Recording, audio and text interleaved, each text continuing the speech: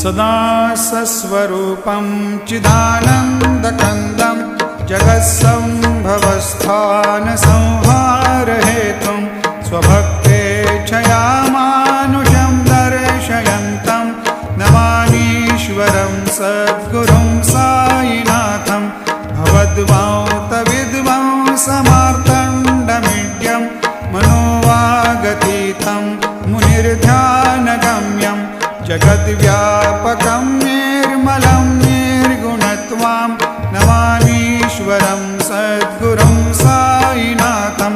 भवाम्भोधिमग्नार्दितानां जनानां स्वपादाश्रितानां स्वभक्तानां